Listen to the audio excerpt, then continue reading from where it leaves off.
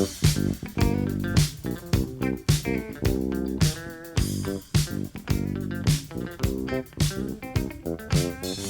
cookies. I love cookies. I love cookies. I love cookies. Welcome to Cookies, the world's most influential basketball podcast. It is a overcast day here in New York City. Andrew Kuo, how many Knicks t-shirts are you wearing today in hopes of turning around the fortunes of your beloved Knickerbockers? Man, I had someone accuse me on Twitter of not being a real Knicks fan because I was like, hey, the Pacers are kind of good. They might beat the Knicks. I don't think so. And then I had to drop, like Pat Riley had to drop the rings on the table. It's like, oh, here's a Kurt Thomas t-shirt that I screen printed 20 years ago. Oh, Stephon Marbury, Larry Johnson. I am wearing all those shirts right now. I'm yoked up, man. I look like I've had, it's not leg lengthening surgery, but maybe like girthening surgery. Pause. I'm pretty sure girthening surgery exists if you're looking for it. There's no way that exists. How would you do that? Someone has tried it. Just like like an inflationary device, just kind of what like inflationary device? This is all hypothetical, man. There is no girthening surgery that is like that works. People have tried. I don't know about girthening surgery that works versus failed girthening surgery. I'm just saying, and the amount of technology that is dedicated to dongs, I would presume that there is some sort of girthening device. Oh, for sure. That the fact that Viagra is like covered by health insurance makes you think there would be girthening surgery. Like if you're Nick Nurse and you're just like, I just need to see Mitchell Robinson's feet. What's your problem? You're like, fair enough, Girth Master General. Go on your girth right mission. Yeah, so we re-upped the interns re-upped the last Goonies tee featuring our beloved Knicks, and there's a few left. There's not a ton left. Approved by Walt Frazier himself. There's some nice moments, when people like the book or people like the shirts or whatever. People like the pod, all very validating. But you're not Walt Frazier, my friend. When Walt points at a cartoon of himself, that hits a little different. He is like the universally beloved god, isn't he? Like, sure, Jalen Brunson has taken New York City by storm, but it's Clyde's town. All supporters are valued. Just some are the legendary voice of the Knicks. I know you're a nightlife god. Have you been to Clyde's Wine and Dine? I don't think I've ever been. Oh. It's West Side, right? Like in Yeah. the 30s? It's probably near the Garden, I'm guessing. Yeah, it's in between Chelsea and the Garden. It's not like a nice street. It's like, it's pretty dingy. It's big. I mean... It's on like 9th or 10th, right? Mm-hmm. I believe it's 10th. It's been a long time. I used to go there when our mutual friend Akko Jefferson would come into town. He'd just be like, let's take a car to Clyde's Wine and Dine and shoot some hoops and have like one lousy drink and then go back to where we were. It was fun, but for someone in LA, he's just like, what is it, like a 45-minute car ride? That's not bad. And I'm like, dude, it's going to kill our entire vibe. But we would do it and we'd shoot hoops. I would always look out for Clyde. Not to be seen anywhere. I only do that if cabaret is at stake. You need to see Tassels. That's your girthening mission. Like, is Clyde going to be concealing himself delicately beside an oversized fan and a feather boa? If so, I'll take that. I'll take that trip. Is Clyde going to be walking out onto the floor in a tuxedo jacket, no pants, a top hat, and a magic wand? Just the tuxedo tails elegantly. Yeah, that's right. That's right. Covering his buttocks. And like snakeskin shoes. You know how he does. The food is very much like Clyde's. Clyde's Wine and Dine is very much like a TGI Fridays. It feels like the salads were like individually packaged because like the yellowing on the edges feels like they've been in a plastic bag. Did you see that viral clip of him eating the French fries with no hands out of the paper container? No, but just generationally, and I can't quite pin down why I imagine this, but I think his diet is probably very similar to Donald Trump. I think Clyde eats like, a taco salad would be like right in his wheelhouse. I love a fucking taco salad. Oh man, not to take too much of a tangent. We'll come back to Clyde's eating habits, but don't you think there should be a restaurant of all washed foods? Like when you say taco salad, I'm like, I can kind of go for one of those. Oh, burrito. Well, we know that's not Chipotle. Yeah. Get it unwashed. That was the joke. Oh, Did they have a taco boat? They had just like a paper boat. It wasn't made out of tortilla? Chipotle? Yeah. I think they had some sort of burrito salad hybrid. I love it. But like, okay, you walk into this restaurant and you're like, well, I'll start with the espresso martini, and then I would like the burrata, and then the avocado toast, and I'll be having the tomahawk steak and a burrito. You'd be like, you're living in various past years' lives. How far back do you want to go with this? No fondue. I was going to say there was the New York Times put out a cookbook a while back, but it was sort of a compilation or a compendium, however you'd say it, of their recipes going back, and it was generally in a chronological order. So per each category. So it's like salads, and then it would be like, here was a salad that was like popping off in like 1870, and then it would bring it up till today. And I mean, you know about this from like Jell-O molds from the 70s, these kind of food trends have lasted forever. So I'm more saying, do you just want washed from 8 years ago, 20 years ago? What's the duration of like instantly washed? Like we've got cronuts, like that kind of thing. Those are delicious, but yes. Or it's like, oh, we have a special today, garbage plates. Like I went to the Garden on Monday for that fantastic Knicks game. There's a bodega. I haven't been this year, but there's a bodega in there now. Shout out to Jesus, friend of the pod, wrote the intro of The Joy of Basketball. Knicks fan extraordinaire. A Knicks fan we can get behind, not like your boy Ben Stiller over here, Fat Joe. Anyway, there's a bodega in there now that you can get chopped cheeses at, that you can get like drinks at. Not Tropical Paradise, that would be too real. But it already feels dated. Are they serving like nutcrackers, but like a MSG version?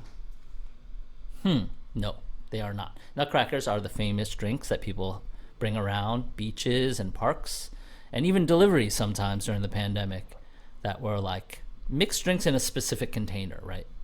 In like the juice deli container.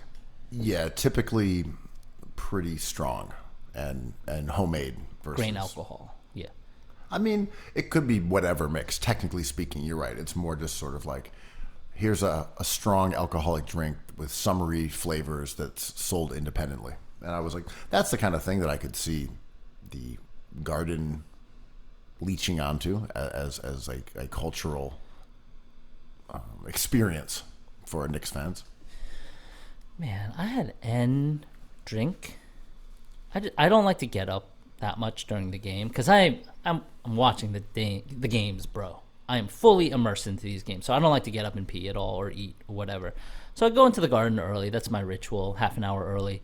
And I was like, I'm into vodka right now, so I was like, I'll have a double vodka soda, and I'll just sit with it all game.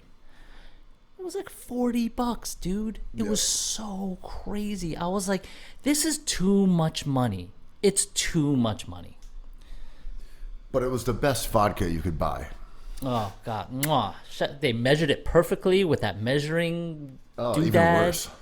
Yeah, they used a half-open can of soda water to splash on top of it, and then they gave me a sippy cup like a real man. My masculinity was confirmed. your girth narrowed. Yes, yes. Oh, I thought it was going to go the other way. That's the other surgery, the girth reduction surgery. Just got too much girth. Buddy, you got too much girth over here. Can you that's why I pare need it to down? go. Yeah. Just whittle it a bit. You don't really change my life. It's a reduction in my girth. But yeah, premature girth. Yeah, so I didn't want to get one of these It's just cheese. too horizontal. I want to get a little more vertical. I want to degirthify myself everywhere. It's too panoramic. Yeah, exactly. Should I just take off these Knicks tees or should I degirth myself? Just lop off a couple inches on each side. So your boy IRL and my boy on social media, Fraser Approves, dropped this heater related to this bodega. He writes, Philly cheesesteaks are like Harold's chicken. It's all some mid. But if you tell a local it was mid, they're going to keep sending you deeper and deeper into the hood in pursuit of the good one until you get robbed. People did not take to this idea very well. Do you have any thoughts? Oh, I should say, in context, someone showed a picture of a cheesesteak with like onions, iceberg lettuce, and I'm looking at tomatoes, and she says, Masahu says, on assignment in Philly and got a famous cheesesteak. Turns out, I don't like cheesesteaks. So I'm trying to understand if his idea about cheesesteaks, which may be valid, is applicable to all of these regional cuisines. As we're saying, you mentioned the garbage plate, which has come up on our show once or twice before, or a chopped cheese, which is the New York version of the Philly cheesesteak, very similar. Or does this even apply to, say, I don't know, a falafel sandwich in Amman, Jordan? Like, oh, you got to go to this spot. This is where you get the falafel sandwich. You got to go here. Like, is there always a regional delicacy that's cooked in a bodega, in a corner store, on the street, that has a cultural cachet and reputation that is oversized compared to what it is as a eating experience? Mm-hmm. Well, for sure, right? And, well, we're talking about two different things. I think you're talking about, like, the culture of aficionados, right? Of being an expert on this thing and the conversation and experience someone has around it. I'm just like, if someone says they don't like watching the playoffs, I'm like, you may not like sports or basketball.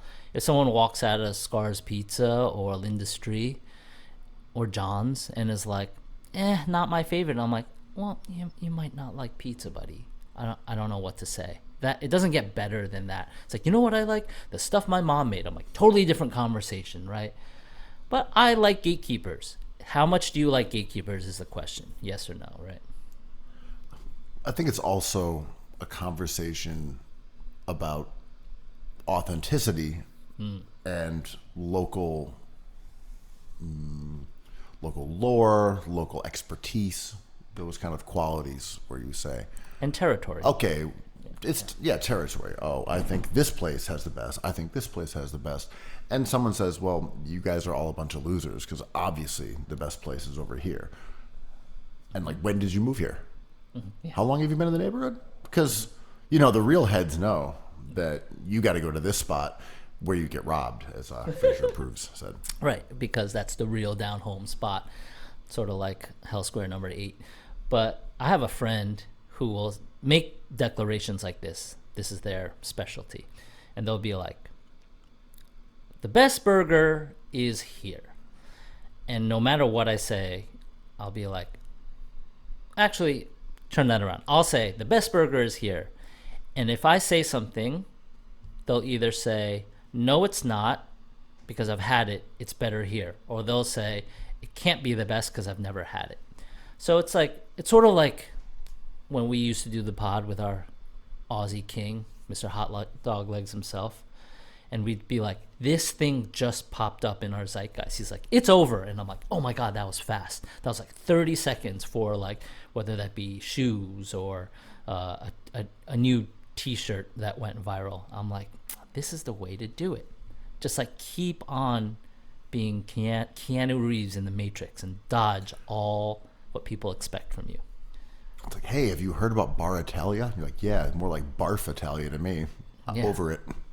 It's like Well, name they your just did their first New York show. Over it. They're done. But you know, your boy Fraser Approves brings up something interesting, which is like the neighborhood, and the authenticity of it being hard to get, making it the real thing. And it's never going to be real. You're going to find yourself in the kitchen in back of a crack house, just being like, this is where the best chopped cheese is, but you might get shot. And then if you're like, they're like, well, you got to go into the basement now.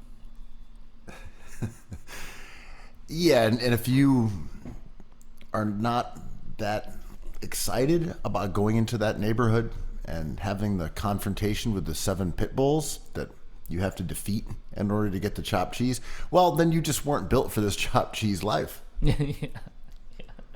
You know, when people were heading up to Rochester for the eclipse, our big moment, Not in the Sun, I was like, should I just make some wild recommendations? Just send people all over the place? Yeah. Like, you have some, where should I go? I'm like, well, here's a place you go. It's called RX Poppy's Home. It's over there on Stout Street. You should check it out. Yeah, that corner over there, start asking people. Just look at people through the side of your eye and don't say anything. Just see what happens. You might get the best garbage plate of your life.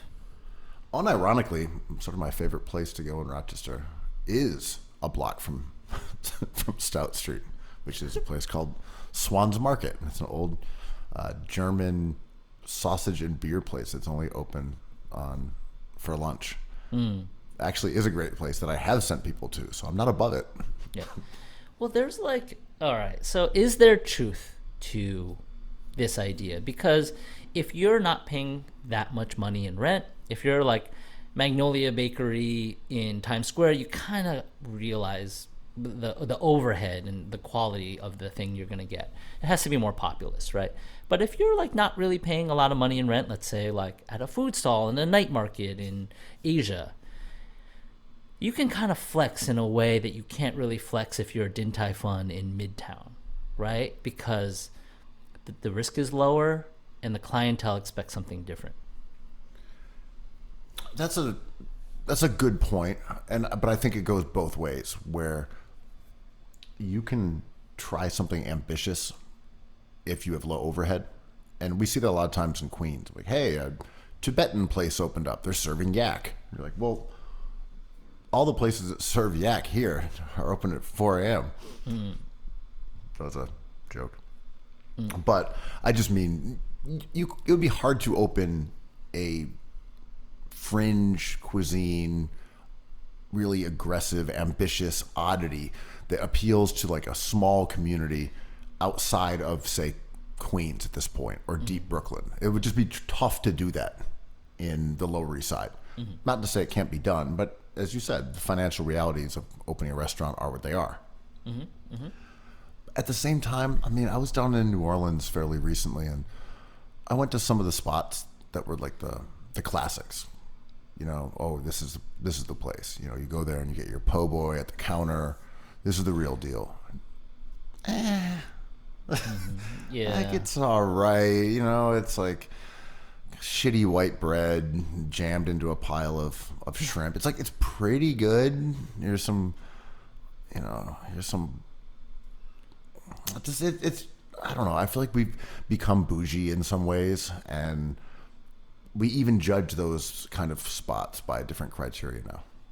Where you're like, oh, if we're going to go out to the World Mall in Flushing, well, we still want good food. We're here for a reason. We're here for the food.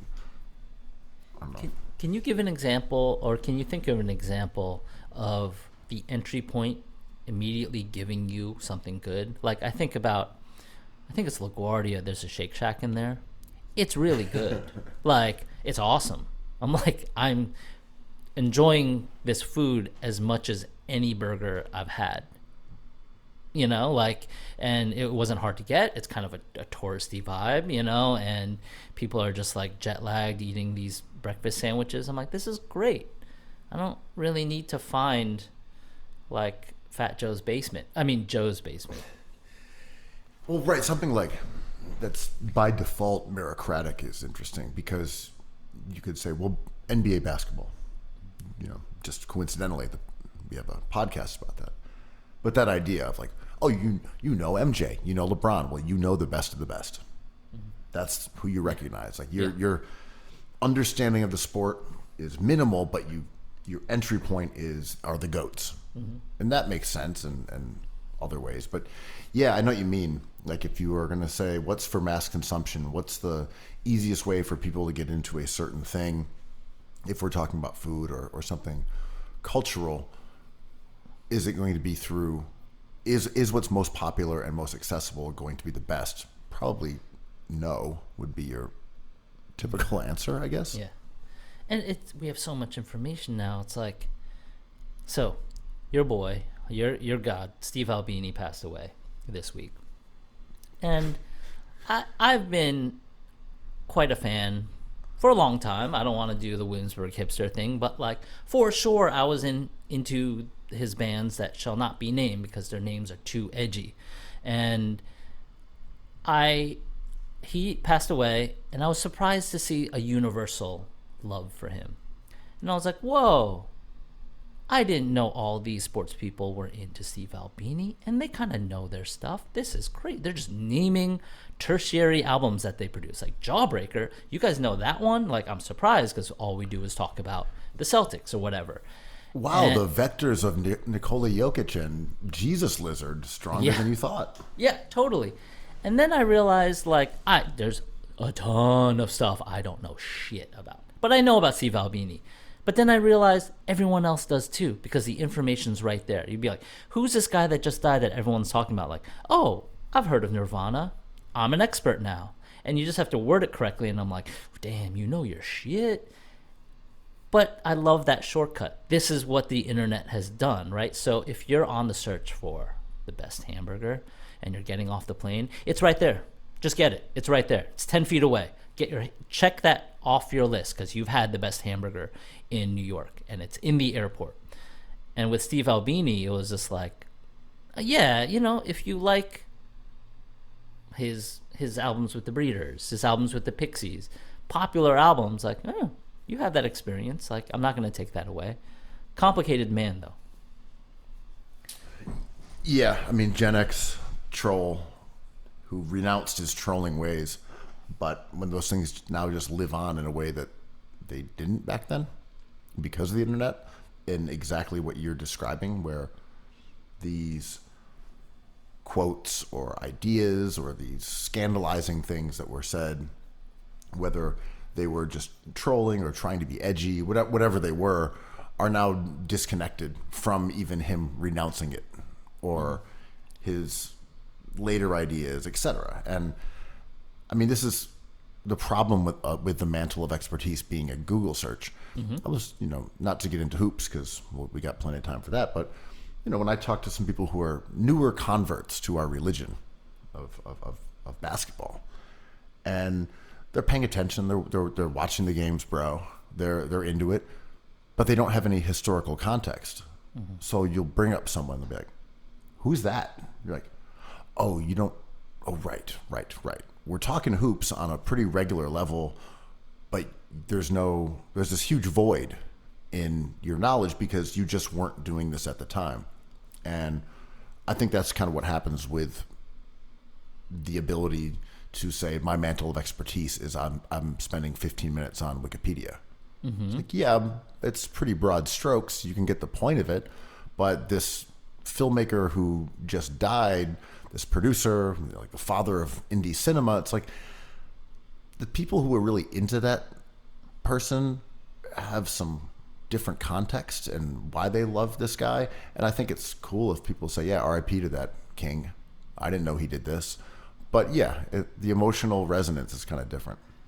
Yeah, I have to check my bias at the bench, rip them off like snapaways. But like, I was part of that zine scene in the 90s, pronounced zine, not zine. And there was a degree of Edgelord was not even a term back then. He uses it to defend himself later, but that term just wasn't a thing. And it was hard to predict that the internet would become the librarian of everything we do, or certain things we do. But in the self-publishing world and the small magazine world, people were saying crazy stuff, wild stuff that is like a no-fly zone now, just to like kind of rebel against the 80s, the Reagan 80s, because when Gen X kind of forms around its DIY persona and its kind of laissez-faire casualness, it's what did we call it? Gen X tranquility. It was kind of flexing against a certain specific thing. And that certain specific thing ends up winning, which is conservatism. Like, I think we're all generally pretty conservative. And that's another... Well, it's funny that one of the most infamously beloved rap articles was when Nori did that Life Sucks Die interview. And he just said all types of wild shit. Like, oh, I like women with ringworms, whatever. He was just doing this that. Is the era. That yes. same bit where you it was probably written in '97, and I would guess because that's when Nori first emerged, and it would be a solo interview with him because I think Capone was in jail at the time. But anyway, it was like '97. He wasn't thinking this is going to go online and follow him for the rest of his life. Not that it matters. He's Nori. But he was just talking shit. He was probably drunk as fuck, running his mouth, trying to be funny for an interview. And he conducted. He's like, all right, well, that's done. Moving along. Yeah. And then now, 20 years later, 25 years later, you have people saying, legendary Nori interview, revisit it 15 times. You can Google it in a second. It's just floating around. The context is just different. Yeah. And when I was thinking about Albini after he died, I was kind of thinking about Kobe a little bit, because like the mythologies are not dissimilar. Albini was known as like this blue collar dude who wouldn't take major label money, would produce major label records, but wouldn't take his cut. He didn't make a lot of money off of In Utero, and he just was an engineer, a blue collar guy who liked good food, had an interview with Bourdain. I'm like, the fuck is this? Because he was pretty great, but also not the best. He wasn't Michael Jordan. And I'm like, I don't really buy this blue collar thing. He has a political religion that he's sticking to, but I don't know if it's heroic or not. I'm like, take that money, buy yourself a car that works, because he's famous for having a car that doesn't work. I'm like, get a working car. This is a performance at this point. Yeah. I mean... that kind of goes back to those comments he had made that were controversial and scandalous, is that it's all a performance. Mm-hmm. I don't mean him specifically, but I mean this idea of, especially with a Gen X tranquility. Mm-hmm. It's like, you're playing a role. Sure. And whether it's your reckless comments in a magazine, or you saying I'm a blue collar guy and I don't take this cash, like they're all that. This was the Gen X charm that that still existed. And a story that went out, a viral one. It's like, oh, he said, like, I was recording Jawbreaker, but I thought it was the band Jawbox. I don't even know what I was doing. I don't even know any Jawbreaker songs. And everyone's like, what a king. He's just so pure. I'm like, Jawbreaker was better than his bands, man. Jawbreaker was a great band. It's like, I don't know where I'm a fan of Albini, but where coming off as an asshole is good or bad. Like Kobe shading his teammates is like not good in my opinion, but everyone's like, see, they're not tough enough for him. I'm like, wait, what? This dude is the worst. Don't take him to the burlesque show. Yelling at Girth. Or lack of thereof. Yeah, that's a situation where the girthening will have to happen. Mm-hmm. So you've been raving about this show, The Contestant. Oh. I haven't seen it. This is apparently like your jam. Take us through The Contestant. You demanded the interns put it on our schedule for today, and I looked at the clock, and it's 29 minutes in, that's when we're supposed to talk about the contestants. So boom, there's your setup, Andrew. Go. It's crazy. It was like a reality show where this dude accepts this challenge where it's like go into a room and back in the era of magazines, you go through magazines and you have nothing in this room and you have to send postcards to try to win prizes in the back of this magazine.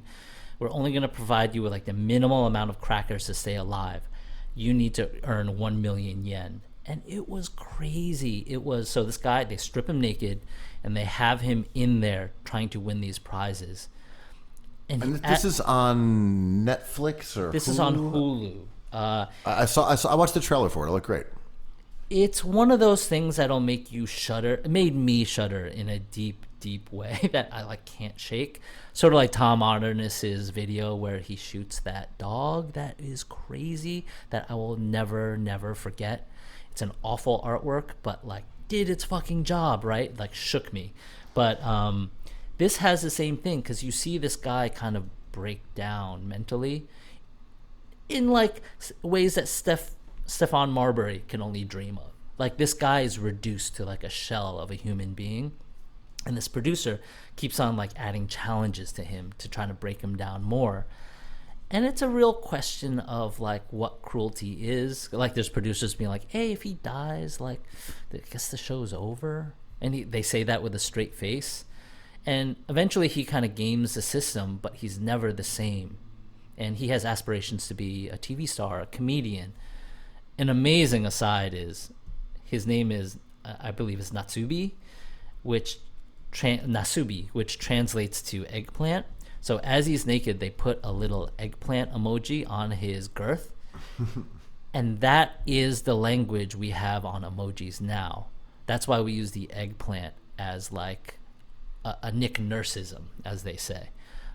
Because that language started in Japan and they made that emoji set, whatever. So the origin story of that comes back to this. But the first half of the documentary is jaw-dropping. You see this guy suffer. You see this guy get laughed at. You see his family suffer. And then he beats the thing. And then he is left with reckoning if art is about suffering. Is he the artist? Is he just the paintbrush of some other artist, the producer? And does he kill this guy? You know? And the second half sucks. It's about him climbing Mount Everest, and I don't give a fuck about that. But like the first half about the spectacle and what we find enjoyable, whether that be like the demise of Drake, the demise of the Knicks, is wild in what we want from our entertainment. Yeah, I would like to see this. It looked good, and I did hear about the girthing eggplant motif that occurred as well. Yeah. This idea of, like destroying things. What did you think about that iPad commercial? So, for those who haven't seen it, came out last week, a few days ago, and it's a giant, or hydraulic press, however you describe these big. In the tradition of that meme. Exactly. Those videos. They would put things in between, and you just watch them break, and whether it was things that would like erupt with paint splattering everywhere, or just crunching, or in funny ways. Yeah. It was a kind of trendy sort of video, watching things get destroyed. Mm-hmm. So the iPad commercial does the same, but it's crushing a piano and records and stereos and a trumpet and all these sort of items of art, squishes it together. There's dolls breaking, eyes popping out. It crushes together. There's this blast of paint, this poof of air, and then it opens back up again, and there you see the thinnest iPad ever. Yes, the thinness was the joke. The thin, right? And the concept is that all this stuff has now been mashed into this tiny, thin iPad. People were really mad about that commercial, like furious. You cannot shoot a dog, as politicians are finding out, as edgelord video artists found out. I don't see these objects as holy objects. Like, there was a quote, Flea from the Red Hot Chili Peppers was like, I regret smashing those bass guitars when I was younger. I'm like, why? Don't regret that. That was a political statement. That's great. Don't walk it back now. So like smash away. I like the white box. I like Malevich. Start over again. These things don't have religious value. They're just things. We are the things making it. But I do love like the culture critic pearl clutching about this, because it's also real. If you think art is religion, which the culture critic does, which a lot of people do, you cannot like throw a cutting board on the floor, or like a chef would really be horrified if you like broke his knife. Like these are symbolic things that are attached to us.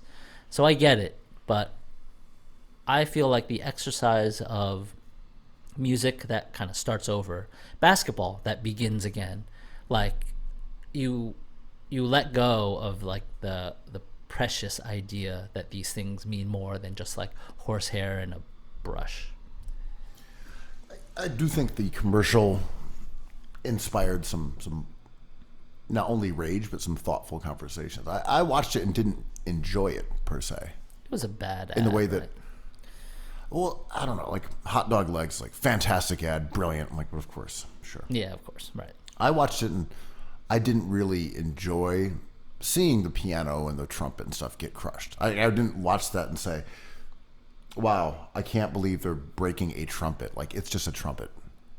It's just one trumpet. But I didn't enjoy seeing those things get smashed up in the same way that, I don't know, here's a jar of marbles, but like you're seeing a trumpet and a piano and things like, oh, those things, there might better be a home for this. Like, or don't throw away food, right? If someone like throws away a good plate of food, I'm like, that breaks my heart a little bit. Yeah, and look, if you're going to do a video in a desert, you're going to blow up a piano as you walk away from it or something, okay, yeah. All right. Yeah. It just felt like the message of the Apple commercial or iPad commercial was one that I was kind of uncomfortable with, which was that, hey, all these like beautiful things from humanity have been crunched down to this slim sort of reflective rectangle that everyone's using to talk about this ad on. Right. And now this is all those things. This is all you need. We won't be needing all those instruments and records and objects that have been like crafted and refined. Just this one thing that's the size of a notebook. And I'm like, don't love that.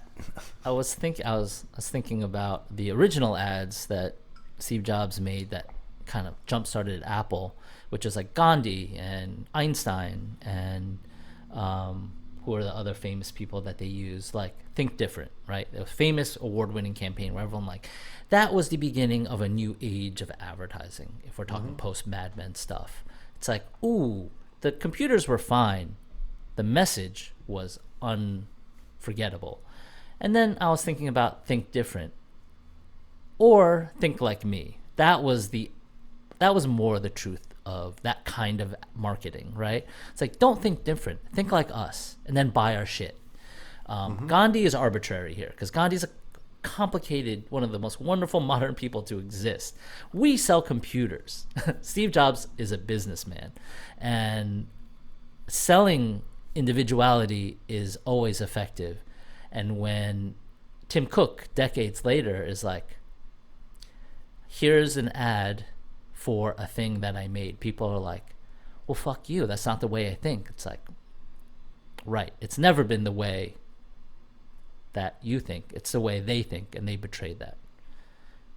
That commercial is a good example of that. We're like, oh, nothing is precious to you. You're pretending it's precious to you, but it's not precious to you. Man. Or at least you're pretending that it's not precious to your audience. That your audience should think these things are precious in a conceptual form, but not in a tactile form. Man, I don't know if you remember this. A few months ago, this was a thing on my Twitter feed, and which says a lot. But it was a Batman video game. I believe it was like a Suicide Squad game where they kill Batman at the end. And people lost their shit, being like, this is disrespectful. This is not the way this is supposed to go. This is disturbing in a way that they should maybe consider reworking this storyline. And I'm like, yo, Totally. Because if you betray the script of the protagonist and the villain, it's going to disturb people. I always think about this Tom Modernist video with the dog. I'm just like, you hate to see it. I don't want to think about it. But it is a reality. And I don't know where cruelty lies in this world that people care more about, but like art is important. And to destroy symbols like a piano or a guitar, it's like meaningful, right? Right, it's symbolic. I mean, look, we don't need to go down a wormhole where we end up talking about how Americans are obsessed with like property damage. Like, a man was killed, like, yeah, but a window is broken. Yeah. Like, yeah, but that was just a window. Like, did you see a gas station was burned? That gas station lost its life. Yeah. We have this thing that This I is think code for guns. Did you have a gun on you? No, but I just mean our fascination with property and possessions feels like it goes across the spectrum, right? Where they may be very different kind of people who are upset about a trombone getting smashed and a gas station being burned, but it's still this love of the inanimate versus the love of the animated. There is something that I don't know if it's an American thing. Book I don't burning, know if it's right. a human thing. Right. Yeah, there's just something about Disco record burning. like Yeah. about objects being broken, objects being destroyed that kind of just goes against the like American way of thinking, or maybe it's even, you know, a humankind thing. But it just, as an American, it seems very of the moment in that regard when people were talking about the window being broken on campus and like, oh my God, there is some graffiti on a pillar. I'm like, yeah, just get the thing out and wash it off. Like, it's okay. it's a panel of glass. Like, you can, they break, you know, birds fly into them and stuff. I mean, this is where the contestant was interesting, because the thing that was being destroyed was this young Japanese man, and the people who were reveling in it were Japanese people. And like the shadow of World War II hangs over all of this, right? Like self-flagellation, rediscovery, origin, beginning again, and shame. You know, and it was a lot to unpack. This documentary does none of that unpacking, but there was a This American Life that did it years ago that was a bit better. This documentary sucks, okay? It's like 4 out of 10, but the footage itself is incredible. But yeah, the audience is watching this guy being destroyed, which is gruesome, and I don't believe in dystopia, but I believe in the power of like shame and culpability and all these things. You know what the destruction of life and shame and culpability are all tied to, Andrew? As Homer Simpson said, Oh my God. alcohol. What was the quote? The cause and solution to all of life's problems. You pointed out a tweet that someone had put up, and it was, I don't know who this guy is. Alex Finn. I don't know if he's well known or not. Never heard of him. He says, why do people... Yeah. Oh, Yeah.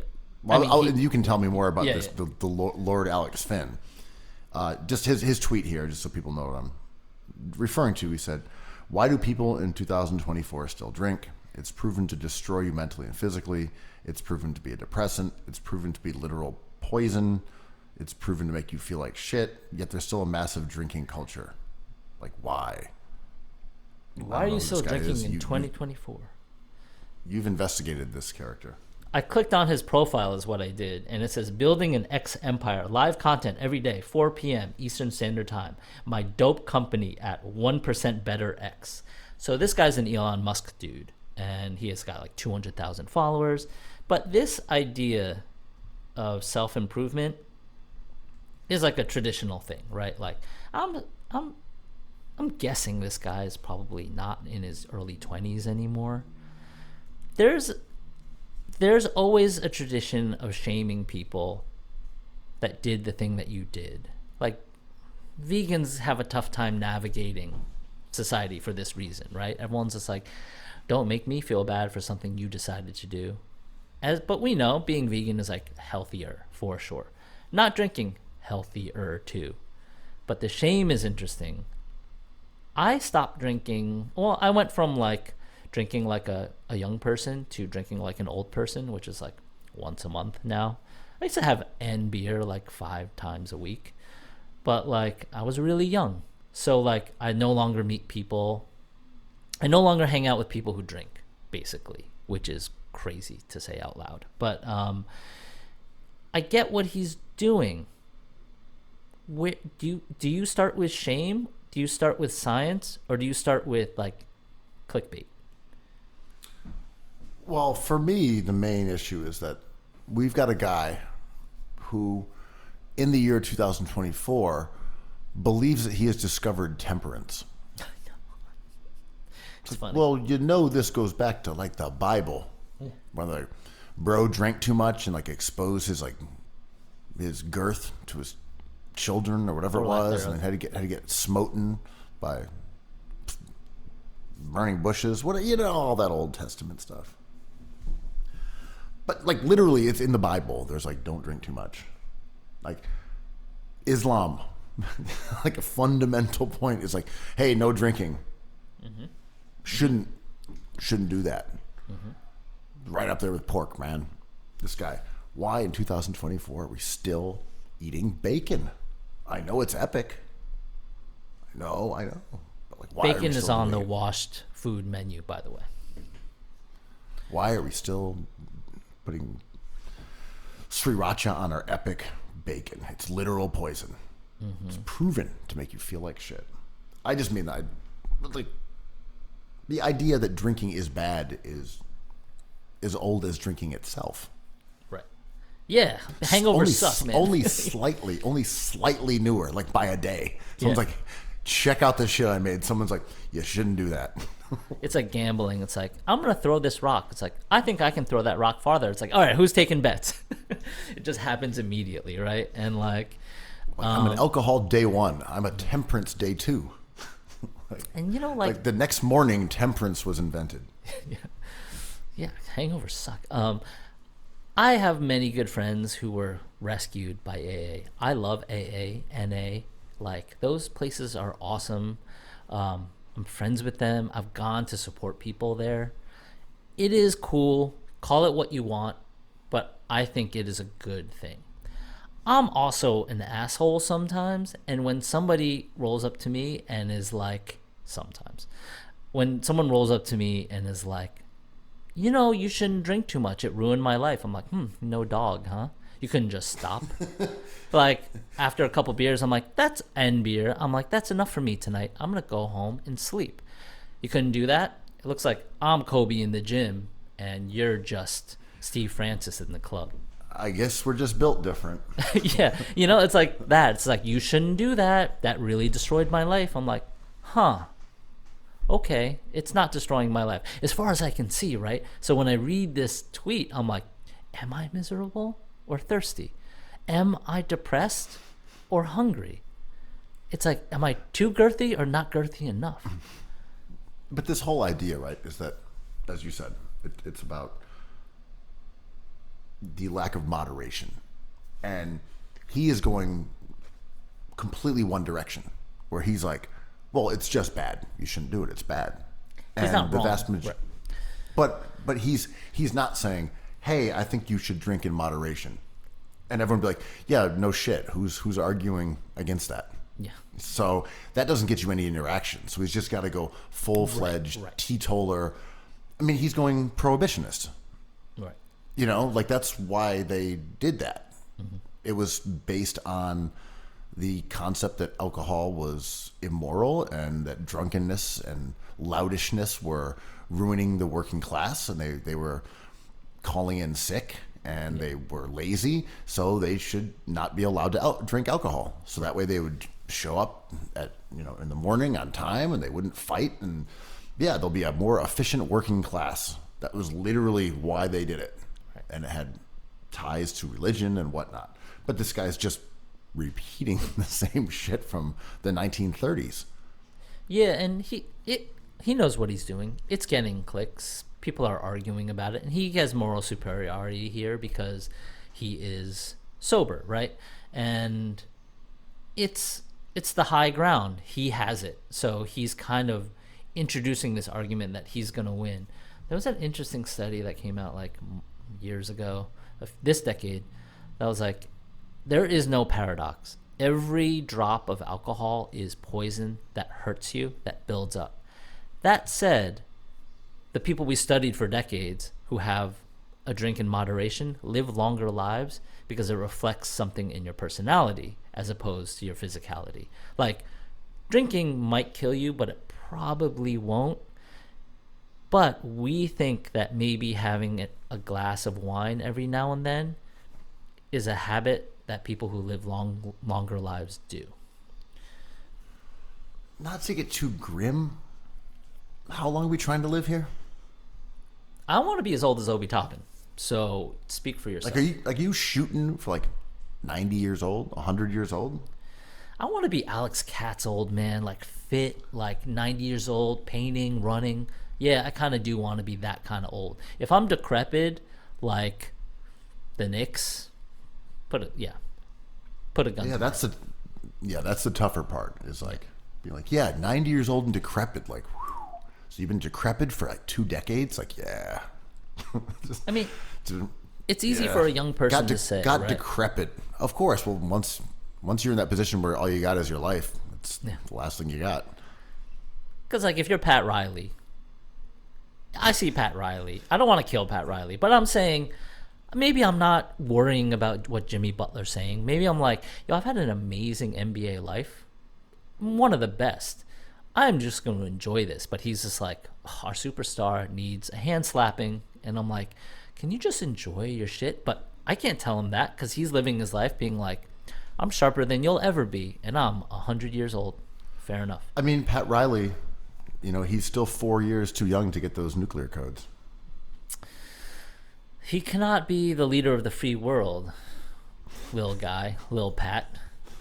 You cannot conduct business around policy at that young age.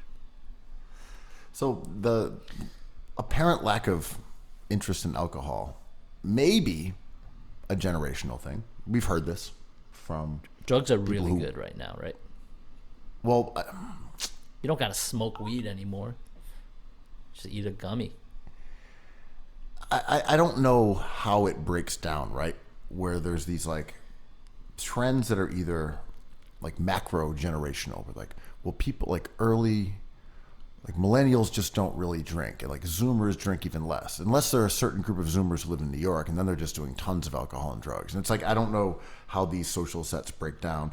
I've certainly heard it said that like Zoomers are drinking less, Zoomers don't do drugs, Zoomers don't have sex, that there is this sort of puritanical streak to Zoomers. But then there are subsets within that are super into girthiness. Yeah, it's weird. I'll go to the garden and there's a bunch of Zoomers drinking those $15 buds. I was talking with a buddy who bartends, and he was like, all the young people, man, he's like, they're all rich. They're all rich. I was like, well, how do you know? And he's like, well, they must be. They're just spending so much money on drinks, and they're out at night. Like, how can they be anything except rich? I was like, maybe they are. I don't know. But this also kind of goes against the idea that Gen Z are all just like, surgically connected to their slim iPad and offline and being vegans. I'm like, well, they're rich kids partying and drinking all night. I'm like, I guess that's is that good or bad? And this seems bathed in anecdotes, right? Like, respect to your friend, but like, where do they work and who do they talk to? I bet you their clientele is rich. Drinking is expensive for sure, and the people who do it, I assume, can afford it. We know a whole generation of people who got free drinks, whether that be at magazine parties or like bars that our friends owned, that are out of business for that reason. But I have trouble believing statistics like this generation is not doing this. I'm like, well, who'd you ask? And maybe so, but like things also go in and out of our culture. Beer drinking was a big deal in the 80s and 90s, like Bud versus Bud Light and like all the stupid stuff and beer commercials everywhere. And then I think drunken driving kind of took over the narrative, and there was a fear to that. And I don't know, like there's always a correction with everything, whether it be a dude, an Elon Musk dude on Twitter being like, don't do that. I know a lot of people that I love, that I listen to all the time on their podcasts, that are like, social media is the worst thing to happen to Gen Z and all of us. It is destroying our minds. You think of poison as something you can see, but this is the poison. And I'm like, I don't know, buddy. Like, maybe you don't have that dog, because it's maybe I have been poisoned and I don't even know it. Well, I mean, this is definitely true, and I think I've even seen, again, bathed in anecdotes, like awash in anecdotes. I've got a soapy rag, and it's just all anecdotes. Sure. But there was that period of time, especially with women who would be like, I don't drink beer. That's crazy. Like, drinking carbs? Are you kidding me? What kind of maniac would do that? It's This is tequila soda. This is vodka soda, and that was that definitely was a thing. Mm-hmm. Like, and now I'm seeing it the other way around, where it's like a lot more girls are like, yeah, I just want a beer, drink a pint. You're like, oh, we're getting a little bit of a reversal, and I don't know if it's generational, it's just timing, but yeah, there is a little bit of a return around that I've noticed over like the last year or two. Cigarettes, maybe, right? Like post COVID cigarettes. Could be. Right. Could be tied to that, but whatever the case is, that idea that like the hot girl never drank beer has been replaced by like the hot girl does drink beer. That was always like a trope too, right? Like, I'm just one of the boys, I'm drinking beer, and I'm like, well, I'm bloated as hell, so like good luck with that. It's like drinking these beers are really killing me over here. But it was just like, I'm just one of the guys, I can hang. Like, everyone loves that person, the anti-Kobe, as they say. But yeah, the trends of kind of escaping reality is interesting to me, and who is judged on what, because I've drank much less in the last few years, but I've been online a little bit more, I would say. Instead of being at the bar at 7 o'clock, I'm online at 7 o'clock. And a sick person kind of doesn't really know that they're sick all the time, but like I can shut it off. I'm like, this is annoying me. I'm just going to leave this. That's my thing on Twitter. If someone starts a conversation and it's in bad faith, I'm like, I don't know, man. I respect your opinion. Can we just like shake hands and move on? Like, I don't want to leave you hanging. Yeah, you're definitely more annoying on Twitter, though. I'd agree with that. I mean, Twitter's a place to be annoying. This is what it's than you used to for. be when you were hungover. I feel like you were less sharp. It was harder for you to come with these 7 a.m. jabs. Well, I wasn't even awake at 6 a.m. and now I am, and that's a whole nother thing. It's like, if you want to get your life right, you have to see the sun come up, and now I do. I don't believe that shit, man. It's nice to be awake, but I miss the nighttime when my brain was like active at 4 a.m. Like, pick your poison. Yeah, people don't really understand how dramatically your schedule shifted.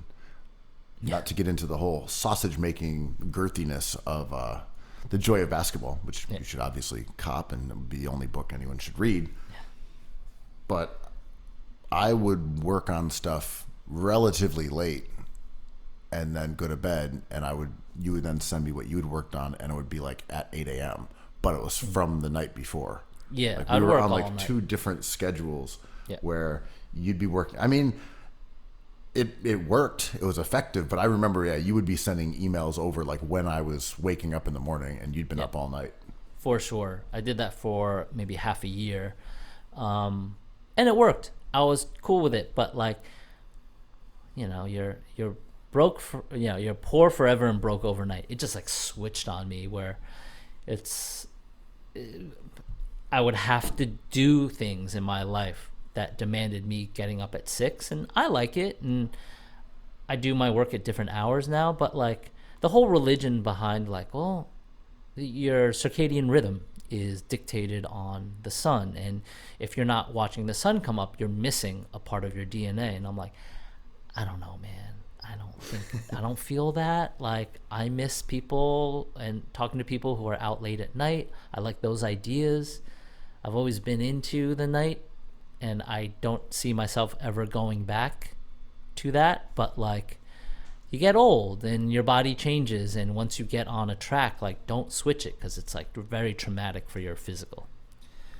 So one thing that's undisputable about this guy's anti-alcohol stance is that it's very try-hard.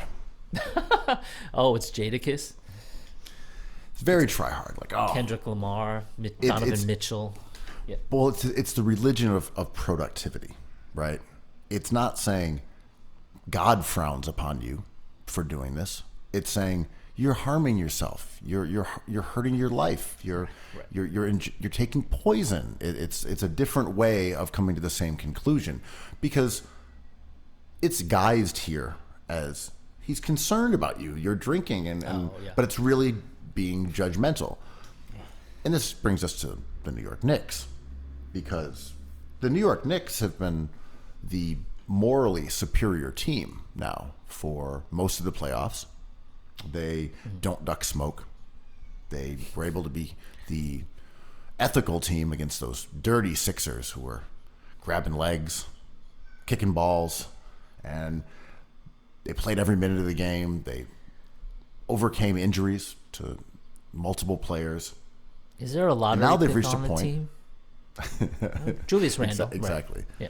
Right. And you got Brunson out there saying all the right things. You got Hart out there saying all the right things. They're college teammates. This is the platonic ideal of ethical basketball. And all of a sudden, they run out of steam. Now they've lost 2 in a row to the Indiana Pacers, and yesterday's game was a absolute bloodletting.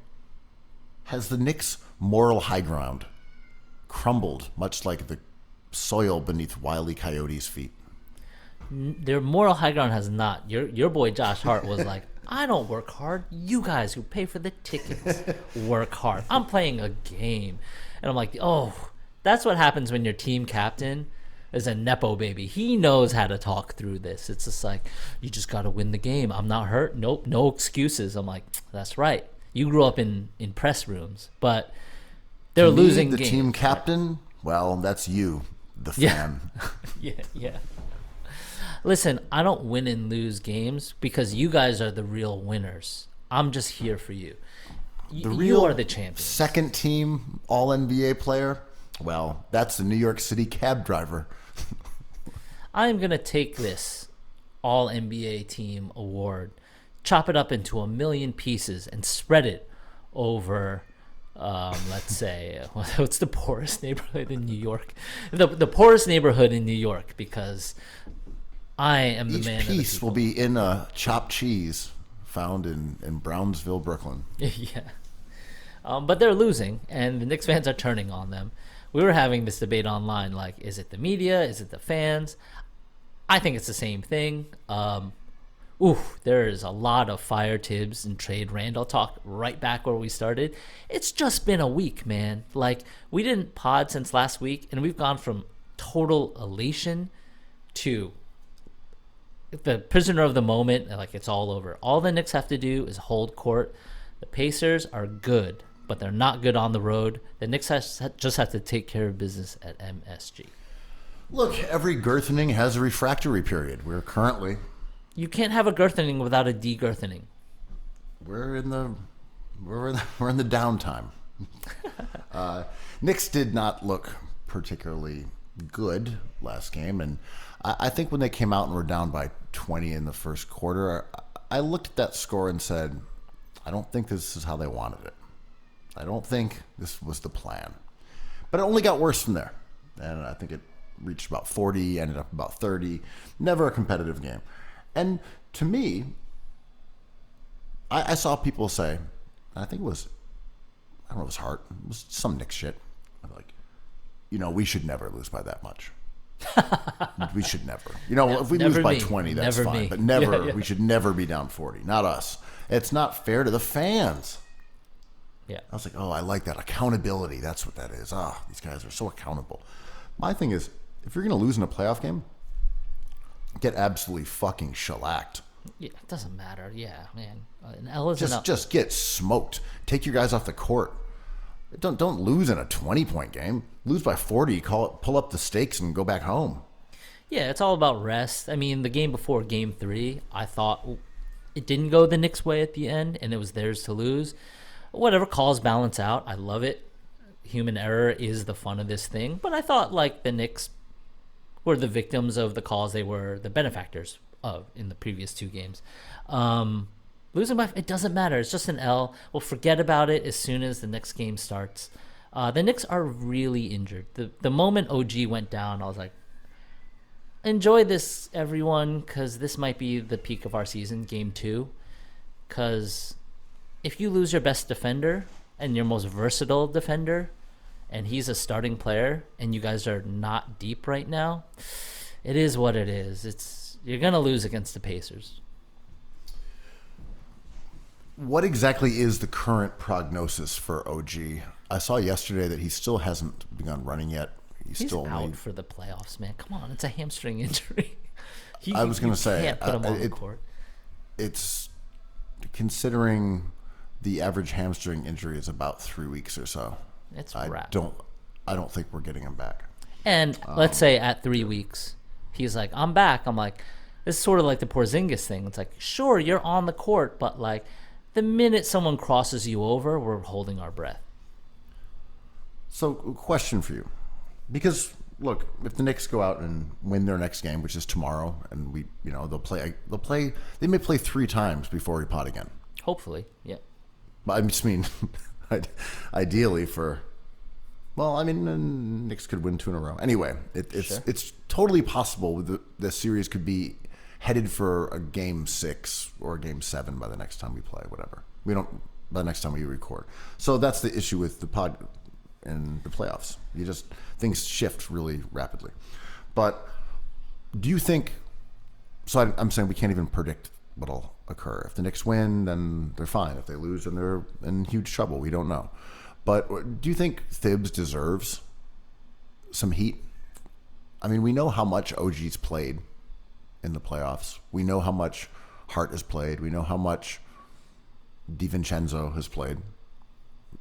I mean, do you think that critique of Thibs wearing guys out is now more valid? Because he was getting praised a week ago for playing these guys so many minutes that they were ready for this. And all of a sudden, it just all disintegrated. For sure. It's pick your poison. You want to drink, or do you want to be the guy that lectures people who drink? It's both not ideal. So, if you don't want Tibbs to overwork the Villanova 3 OG, then you're going to bring not great players off the bench. Sims, more Deuce minutes, Burks, your boy Shake Milton. We don't even make it to the second round in that situation. So, do you want to win games or not? And you know me, I'm kind of a conservative dude. So I'm like, maybe we save it. But in this instance, you got to go all in. You got to win as many games as you can because this team has something special. But of course, playing them too many minutes has been coming to a head lately because OG's injury, the hamstring injury, is a usage injury. Brunson looks like he has usage injuries. These aren't acute instances. These are muscles wearing down. Tibbs has this reputation, but what do you want? Do you want your most beloved Knicks team of all time to lose these games? Because then they're not that. For sure. Yeah. I mean, that is the balance. When you play a guy who missed a huge stretch of the second half of the year. I mean, he was just out for 2 months with hamstring injuries, and he came back only a couple weeks before the season ended. And then you're saying, all right, we've got to beat Chicago to get this home court advantage. He's playing 42 minutes. Yeah. Then you go into the playoffs and you kind of like, slowly work him in a little bit against the Sixers, like 31, 36, 39. And then it's like, all right, 46, 50, 45, 42. Too many. But what are you going to do? But you got to win these games. I hear you. And I'm not even an anti-Thibs guy. I'm not even saying, well, he should be fired for this.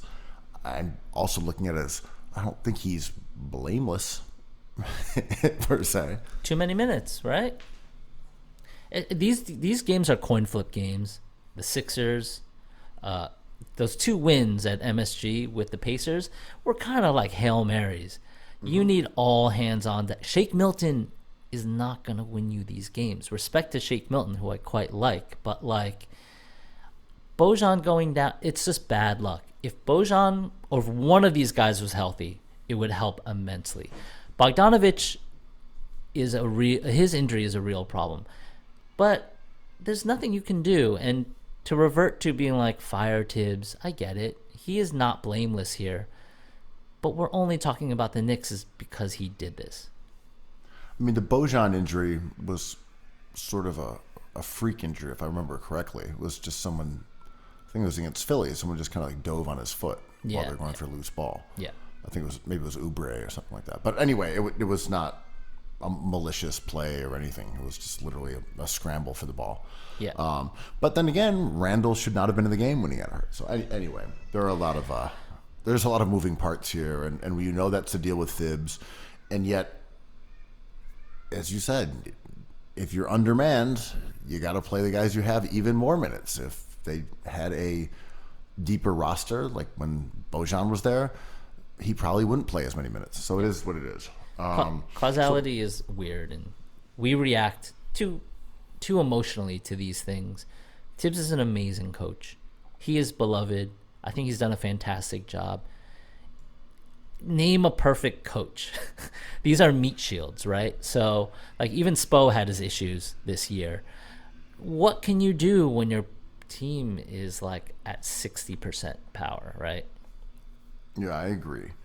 All right, moving along here over to the other East Coast matchup. We've got Celtics and the Cavs. The Celtics are a little bit like the Knicks. They're healthier and they have more depth, but without Porzingis, they aren't the same team. This is not the same team in New York with OG out. They can't do the same stuff. And it's the exact situation in Boston. Mm-hmm. When Porzingis is out, they just aren't that good of a team. Yep. He kind of sculpts that offensive space in a really beneficial way to their team construction, because they have spot shooters everywhere, but not like they don't have a basketball genius, maybe. We're going to talk about the Timberwolves later, but that team is beatable without Porzingis. With Porzingis, pretty formidable. Them playing without him, they've gotten by, but they are right there with the Cavs, who Darius Garland is a hilarious player. Some possessions, I'm like, what is this guy doing? So I don't know if we talked about these stats last week. If we did, I'm just going to quickly repeat them. When Porzingis is off the court overall, the Celtics have a net rating of like plus 10, plus 11. Very good. So it would not indicate it's a problem when Porzingis is off the court. You'd say, yeah, they're fine without him. It's not true, though. Their starting lineup without Porzingis is incredibly mediocre. And I just mean swapping in Horford for KP. Mm-hmm. That group for the regular season had a net rating of plus 1. That's below average for a starting group. Right. That's Houston Rockets level, like non-playoff team. Mm. Without Porzingis, they shouldn't win this series. I mean, they may, and that's more of a testament to the Cavs. But this is not a good Celtics team. They have good players. They are a well-built roster, but without KP in that starting lineup, they can't defend. That's what it is. Yeah. That is the issue. They are, for the season, without KP, they were 30th percentile defensively. They can't create turnovers. They can't stop people from getting to the rim. They suck. Yeah. They are a sucky defensive team without Porzingis in there as a rim protector. Horford's a good player, Hall of Famer. I've never hated him in the way that Philly fans did. Easy Hall of Famer, easy. I think so. Won 2 titles in Florida. Easy Hall of Famer. Hawks Horford was a beast. But yeah, I mean, he won 2 titles in college. Sure. He's going to the Hall of Fame. Yeah. But anyway, point being, he's not the same guy that he used to be. He's smart and he's still big, but he can't move that same way. Yeah. I was watching that Cleveland game. The fact that they were at home playing a team that couldn't defend for shit and still only, I believe, shot 43% from the floor. I'm not the guy who says you didn't have heart. You didn't want it enough. Yeah. You didn't have you didn't have that dog. I'm not accusing them of that. I'm just saying that was an embarrassing loss that you should have won that game. And like you'll probably lose this series because of that fuck up. Yeah. Like you fumbled the bag, Cleveland. I think so too. Evan Mobley is an interesting player, man. Like out in the draft, I was like, this guy's really good. He may not be a number 1 overall guy, but like there's no way to miss with this guy. Sort of like Jaren Jackson Jr., who's complicated in different ways. But Mobley's, I hate to use this word, I'll rephrase it. He finds himself in spaces on the court that like he can't affect the plays in. He's just like standing a foot or 2 away from doing some he's very spry, but like he does not have a nose for action. He'll get his putbacks and he'll have big games, but he is not like an impactful player, man. Yeah, I agree. I think he's a good defender, but it's not in the way that you're describing. Yeah. He's not flying all over the place. I mean, yeah, he can block some shots, he can rebound, but I'm with you. But yeah, looking at that team, to score 93 points against a team that cannot defend, or at least a starting lineup that cannot defend, brutal. And okay, you gave up a good game to Jaylen Brown, but Tatum didn't have a good game, or he was at least mediocre. You know, overall, he got to the line enough to turn his 11 of 25 shooting around with some free throws. But point being, 93 points against that defense that's just pathetic. Like, okay, Strus and Okoro, you guys went 3 of 15. Like, you know, bad shooting days happen, but that's just rough. You know, Garland 15 points on 15 shots. Like that's just trash, guys. I'm not a Garland dude, but I'm turning into a Donovan Mitchell dude. Yeah, he's good. Dude, he's like, I like that fuck you quality that he has. It's annoying. He's like a teacher's pet. He's a Jadakiss, try hard. But he's also dependable in a way that in a playoff game, I know he's going to be like, no, fuck this. And I enjoy players like that. You know, it's just like, I'm cold now, but I'm going to get mine. And I will be furious if I don't get mine. And I have one mode, which is like attack, attack, attack. I really enjoy that because players like Mobley kind of like drift a little bit on us, and Garland drifts. And it's hard to talk about it statistically, but Donovan Mitchell doesn't drift away from the game. Well, I'll say this. This is exactly what I'm talking about with the Celtics team. Mitchell realizes that he can get to the basket at will against this team. Yeah. And he goes in there, he does his squiggly little euro, he gets back to his right hand.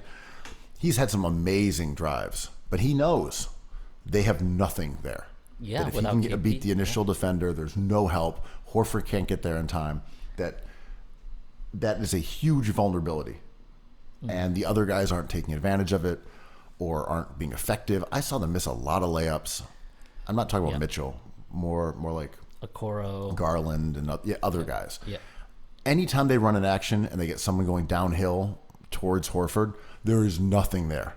Like you can just go to the basket and score layups, and Mitchell's doing that, and he understands what he has to do in this series, and it's that they cannot defend him off the dribble with a little bit of a screen and a little bit of an action, and once he gets downhill, no one can get in front of him. Yeah. But that's the difference between last year when he played against the Knicks in the second round, because he did vanish, and the Knicks were throwing Mitch at him every single time he was going. or Hartenstein, and the Knicks played a lot better collapsing defense. Celtics don't have that. And the Cavs just being unable to score. I mean, come on, 93 points against a trash defense? Let me say this. Your boy, Tristan Thompson, you love TT. Here's a stat for you. When he's been on the court in the postseason, this is by the cleaning the glass numbers. They have played him for 50 minutes in the playoffs.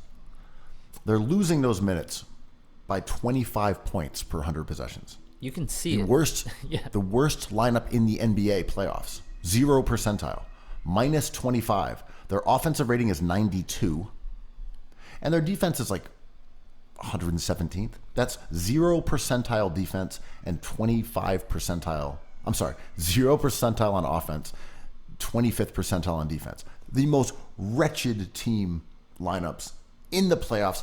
And Bickerstaff's like, fuck it, get out there. Tristan goes back out there, screws around for like 5 minutes, like, cool, -6, back to the bench. Right. You can't keep playing him. You can't do it. I know, but I don't know if the league is shallow or too thin, because Jared Allen being injured shouldn't sway this playoff team this much, but that is a gaping hole in their lineup. Jared Allen, they keep on showing Jared Allen sitting on the bench because if he was on the floor, it would look very different. Tristan Thompson is not a good player. I don't even know why you sign him at this point. Just sign someone else, don't sign him. Just remove him from the roster and put someone else in there, because his good days are long gone, man. Boobie Gibson days, Yeah, this is like that Doc Rivers thing where it's like, well, what do you want him to do? And you're like, yeah, but you were making dumb signings and not playing the right people and doing dumb shit all year, so you painted yourself into a corner, man. Right. So you just shrug. You're like, well, who else are going to play besides Tristan Thompson? Well, at any point you could have, as you said, you could have gotten someone else. Yeah. You could have gone and found somebody. Tristan Thompson was not the best available option. No, he should not be in the league, and you do this for reasons that I just don't care about, which is culture or veteran leadership. I'm or someone who can win you more games. I'm not sure if culture supersedes actual winning. It's well, we lost the right way. I'm you should go talk to Joe Tsai over here, man. I mean, Tristan Thompson wasn't in the NBA last year. Dude, he shouldn't be. You look at him, I'm all right, fine, he's tall, but he's killing this team. He's 32, which is not even that old. It's just that the NBA is so young. Yeah. What do you think he shot from the free throw line this year? Just take a guess. My God. I mean, Guess. 35. 29. You were close. Yo, that's not good. That is not NBA quality. Because to be that bad at the free throw line, he should be able to be good at something else. I mean, we'll talk about draft later, but he can sort of rebound, I guess. But yeah, his true shooting percentage in the playoffs, 37%. And anyway, I think we've talked enough about your guy TT. Yeah. Nuggets Wolves. Did you watch yesterday? I did. I've seen 3 of the 4 games in most of their entirety, and then I watched part of game 3, which was kind of a blowout, so I didn't really bother. Yeah, this is a really compelling series, man. The Wolves taking the first 2, shocking. I love preserve the moment stuff, because we were oh, Jokic is a fraud. The Nuggets are the worst champions ever. Are the Wolves just going to steamroll the Celtics in the finals? And then 2 games later, it's oh, Jokic is back. Everyone beware. Same old cat. Loserville. I know. It's a great series, but these are 2 very good teams. The Nuggets are legitimate champions. They're hard to beat. The Wolves are fucking good, though, man. This Gobert, we've that Gobert trade to various degrees since they made it. I think when they made it, I remember us talking about how joyful it was that a team went for it. It's you can't keep on rebuilding if you're the Timberwolves. You just got to go for it. And whether it works or not, this was the right decision.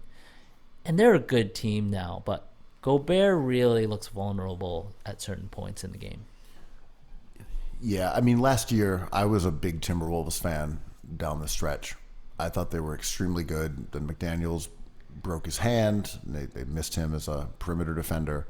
But I thought the Timberwolves had a legit chance of making noise in the playoffs. But overall, just that they were good. And, they ran into the Nuggets in the first round, so they didn't go anywhere. But that also doesn't invalidate you as being pretty good. And I think that was cool about this season was they added a few pieces, small ones, and they just ran it back. Like, no, we actually think we're good. And they were validated in that. They had the second best record in the West. They won 2 games in a row against the Nuggets. And now they got to prove it. You lost this team last year. You got rocked. I think they got swept. Now it's like, okay, you showed that you're good. You showed you can beat this team. You got to beat them twice more. Easier said than done. Very much so. And the way the Nuggets lost in game 2, I'm like, there's no way Jokic is going out like this. I'm becoming like a vibe guy. But games 3 and 4, it's all about Murray's health, obviously, and his disposition, how annoyed he is, because he seems to thrive on that. But this Nuggets team lost some pieces, Bruce Brown, but it's going to be hard to eliminate them. And if they do, that is a Herculean task, I think, to bounce Jokic in the second round. But this is my favorite series of what's left, because these two are just trading haymakers a little bit. Yeah, I guess what I'm saying is I'm very understanding about both sides of the Timberwolves here. You say the Wolves can win this, man. You can win this, but if you don't, doesn't mean you're bad. It just means you're not as good as Denver. That's how I feel about the Sixers, man. That's a good team. The coin flips went weird ways, but I'm enjoying this. The Ant thing we've talked ad nauseum about, but they've been comparing him to Jordan, but then he lost 2 games. Now it's Dwayne Wade. He's really good. I'd take him over Devin Booker at this point. But what I wanted to talk about with this series is, we said last year in our season preview, the Wolves seem to be lacking what we consider in the joy of basketball, a basketball genius. And what I mean by that, or what we mean by that, and you correct me whenever you feel like it, is there's certain players that can dictate pace and sculpt space within a game to change the fortunes of their team, to involve tertiary guys into the scheme, to kind of pose different kind of looks against defenses. And these are the top dogs, right? Jalen Brunson kind of does this, and he's not even as good as Anthony Edwards. But Luka does this. Joel Embiid does this. Jokic is the god at this. It's really helpful it's not necessary. You can still win a championship without this kind of player. But I think Jokic kind of smells this in this Timberwolves team, being you guys are all straightforward players. I kind of know exactly what all of you are going to do. I'm going to let Ant score, or the coach, Malone, is letting Ant score. They weren't double teaming him. We're going to shut down Cat, and we're going to shut down everyone else. And we're going to have a 10-point lead the entire game. Yeah, and I do think a high-level passer, a high-level facilitator, off-ball guy. There aren't that many of them, and these guys aren't necessarily all at the same point in their career. James Harden was one, he still is one, but now he's older. He can do some of the things he did, maybe not everything, but he's still very good at it. He might not also fit with your team. There are a lot of moving parts. Steph Curry, LeBron James, all these guys. And what's Boris Dio. Kind of interesting about Boston is that their versions of that are kind of like the Timberwolves, where it's not their primary scorers. It's Derek White is a smart player, and Al Horford is a smart player. Drew Holiday, I'll take. I like him. I like him more than he's still good, but Drew Holiday now has a better shot selection than he used to. Drew Holiday used to be one of those guys who, defensively, he was very smart, but he didn't take good shots a lot. He loved mid-range. He couldn't get to the line. Good passer, but a lot of it was in that way of, drive and then kick off the dribble a bit. Yeah. He's just never been that great of an offensive player, in my opinion, even though he is skilled. He has handle, he can shoot, he can do a lot of stuff. But Kyle Lowry when he was young. Lowry, yeah. And, I think Lowry is a great example because that Toronto team had Kawhi, who is clearly a smart player, but it's different. He's not that kind of guy. And you had, Siakam and Van Vliet. He's kind of that guy. He's very smart. Mm-hmm. So they had it in an ancillary way, which is kind of what Minnesota and Boston are trying to do. Yeah. Where Minnesota's like, well, we have that sort of playmaking court vision, and that's going to come through Mike Conley and Kyle Anderson. Right. Like, can you get it from guys who are not even your secondary option? Can you get it from your fifth option? I don't know. It's kind of hard. Yeah, it's a task because watching Game 4 of this series, Ant was so easy to celebrate, but I'm like, they're playing into the weakness of this Wolves team, which is like feature Ant. I'm like, he can't beat you by himself. And I think ball distribution is important. I think giving the defense different looks is really crucial for gravity. Everyone's kind of doing their thing, and the game kind of swung on how well they were doing it. Luka hasn't even. Let's switch over to OKC Dallas for a second. Yeah. Also another very fun series so far. I've watched a lot of that too. Those crazy. PJ Washington. Right? Just as we said, the difference maker. Yeah. Boasting Charlotte Hornets buzz city culture. Yep. Your guy, PJ Washington. Didn't he have that crazy story where he had a baby with a TikTok person and they were just like, no, we just did it for the money. And he's like, what?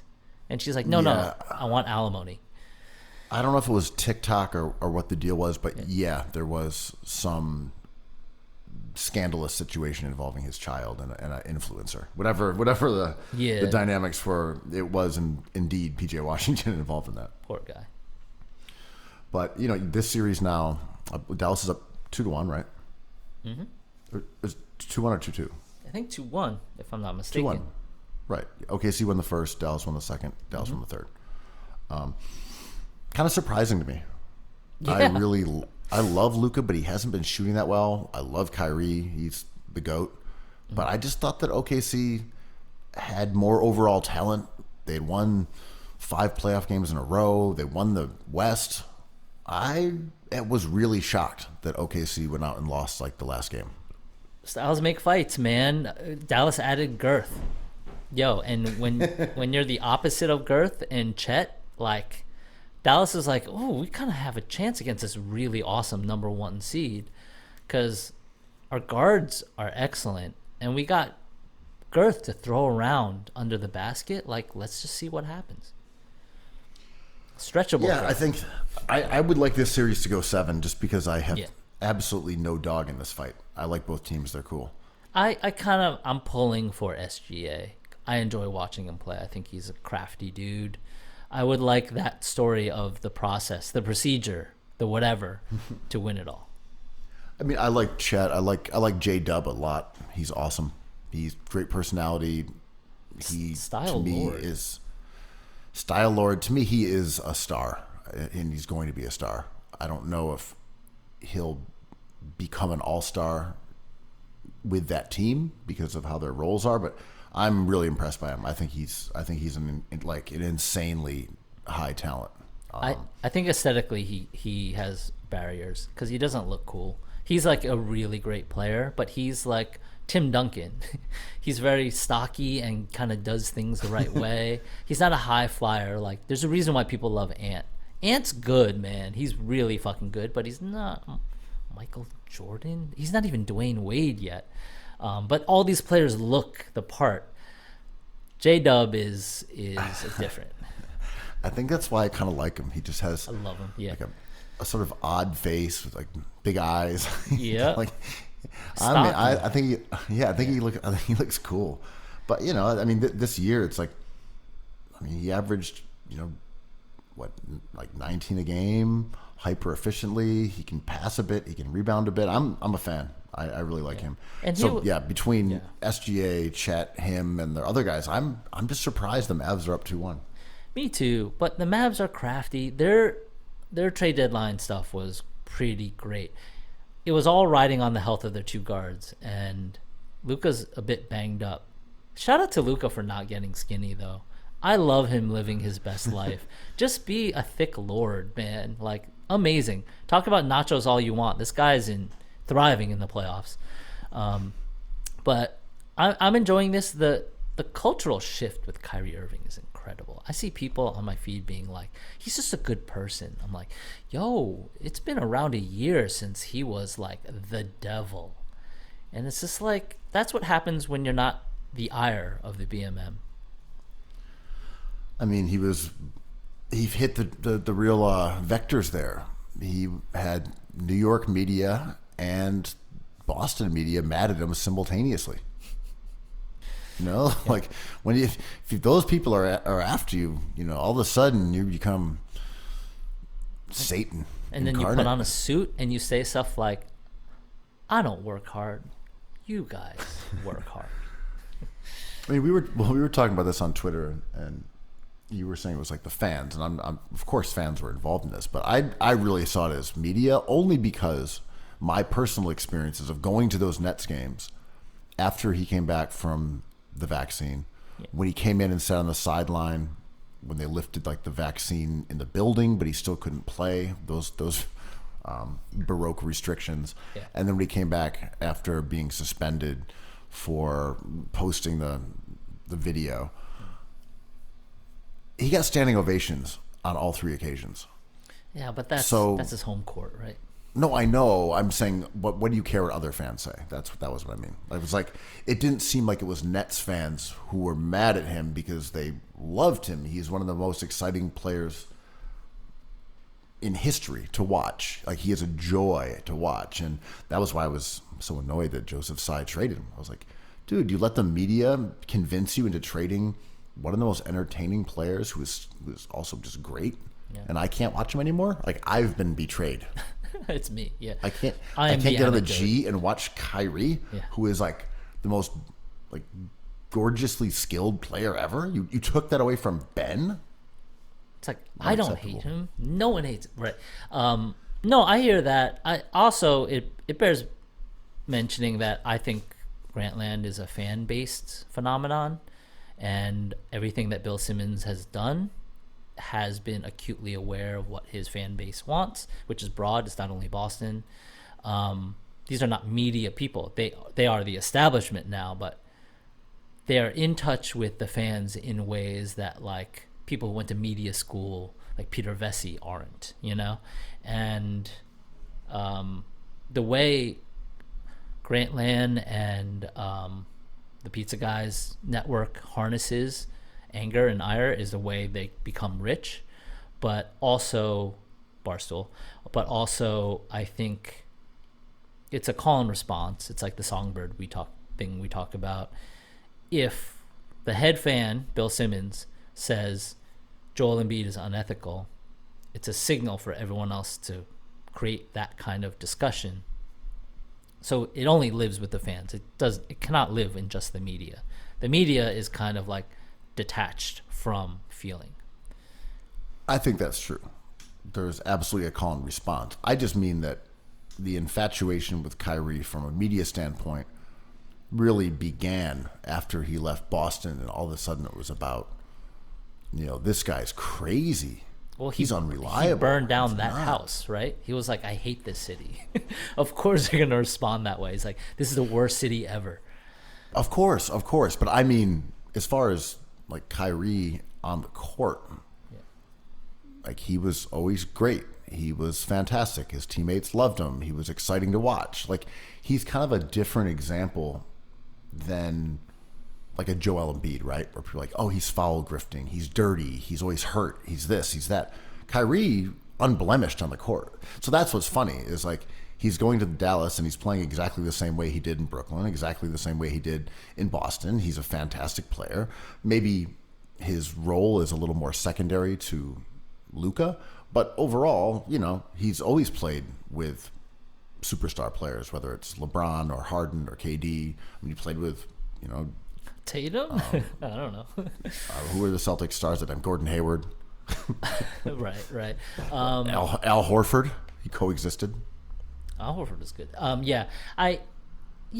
To me, Kyrie has been constant, and even when I see people say well, his opinions are deplorable and I don't stand behind them. Like, the winds of politics keep on shifting, but I know I was a fan of, when we talked about this when it happened, I've been a fan of rap music for many years to know Nation of Islam is a whole world and has opinions that aren't very mainstream opinions and that are interesting. And I love the art by these artists, and I love the basketball being played by this artist as well. I mean, I just found it very obvious that Kyrie is trying to be a good, righteous, honorable person, and that when he's made mistakes, it's not out of being a bad person or having low character. And he has been consistent in that too. And I think it just required a little bit more understanding from his perspective and some of the beliefs that you were talking about. I don't think any of it with Kyrie has ever come from a place of this guy's has questionable character. He's always been super generous. He's always worked with kids. I think he is a good guy who has made mistakes, who has been autodidactic in learning from YouTube or whatever sources he's getting information. Yes. But I have never thought that his character was in question about his vision for the world of being an athlete, of being a man. And I thought that those things being questioned were unfair. And then now all of a sudden, as you're seeing from all this positive coverage about him in Dallas, he's such a noble man. What a role model for the league. I'm his behavior on the court and off the court hasn't even really changed. It's all the same shit. Can you think of an example of a really, really intelligent athlete who's a household name, popular?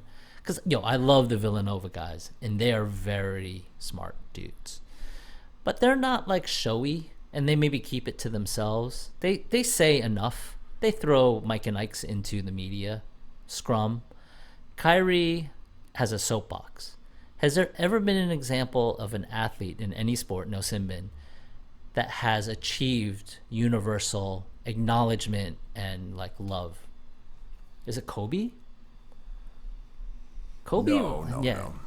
Kobe had a lot of detractors, and he would say a lot.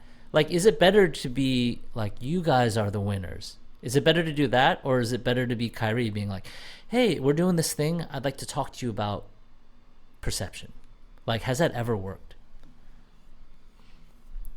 Yeah, I don't know who's ever.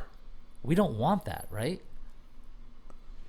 I don't think we really need to know what athletes think about politics unless they really want to offer it. Lawrence Taylor. I am no Aaron Rodgers fan. I'm a Jets fan, embarrassingly, and this guy sucks. But he wants to have this discussion, and I'm well, he's getting pushback for that. LeBron James is also smart, but he gets pushback.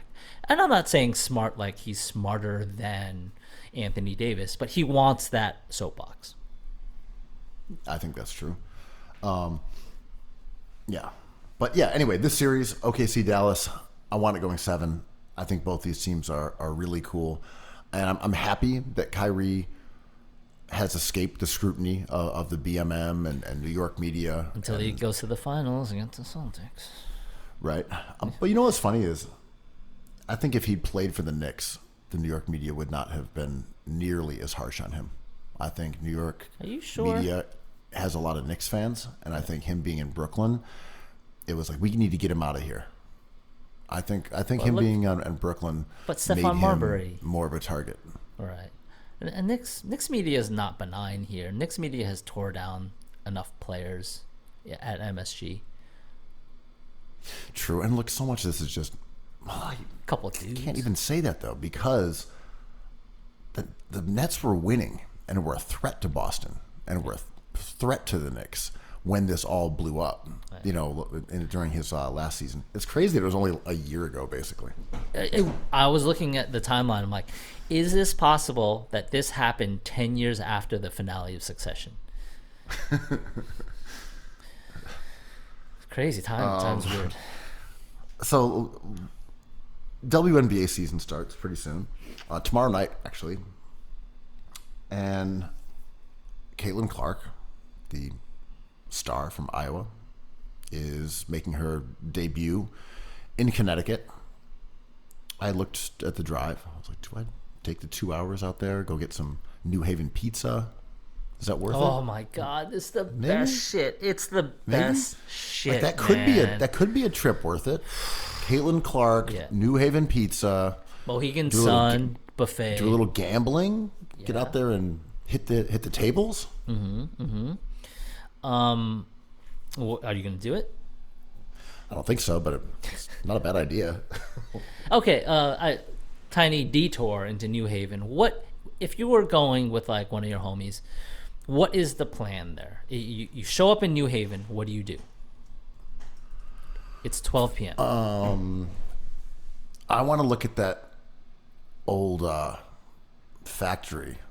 I think it was a Chevron factory, maybe. It was some tire factory, Michelin. What the fuck are you talking That got about? turned into a hotel. It's this big brutalist structure. I'm going to look at that, and then I'm going to get like factory? a whole piece.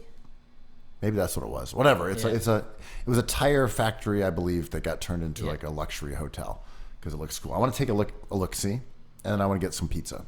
That's all I got. Yeah, what's your pizza plan? That's my question. You're not going to Yale to do a commencement speech. What is your pizza plan? I might. I've never been there. I've got to do my research. Oh, I know God damn it. I know there's like 4 different spots like that have all their reputations, and which one do you want? The clam over here, you want the white slice there. I would just be like, Quo, tell me where to go. Well, my question would be, what I would want you to ask is, quote, what do I do? Which is get 2 pies. You can do half in most of these spots. 2 pies for 2 people, and get 4 in the trunk of your car to bring back to New York. Not for everyone else, but to put on ice, because it's that good and that hard to get. So I'm bringing 4 back that I'm going to freeze. 4 and the leftovers on your table. Yeah, because you need to try some like right out of the oven, but you need to bring back a stash. And I would, you know me, I would almost buy a superfluous freezer for this task. Pizza does freeze surprisingly well. Oh, it's a dream. When it's cold enough, you just put them in little Ziploc bags, and it's reheats on a pan like I don't know, the Brunson when he's healthy. So anyway, point taken. If I go to New Haven to watch Caitlin Clark play, that's the plan. 4 pizzas in the trunk. But so her debut is there, and then she plays in New York at Barclays Center on Saturday, I think. You got to go to that. That'd be fun. I guess something like 90% of her games this year are on national TV. So there's no lack of opportunity to watch Caitlin Clark play. I watched her first 2 exhibition games with Indiana Fever. I have some thoughts, Andrew. Did you watch any of her preseason stuff? No, but just don't bury the lead. Just what did you think? Well, first off, I don't know if she's Curry.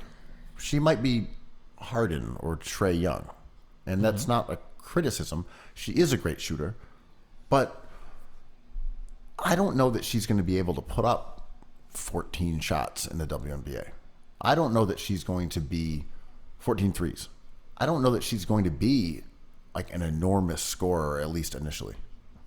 But I do know that her passing is outrageous. I think people kind of forgot that she led the NCAA in assists 3 years in a row. And per game, at least. Maybe even total, whatever.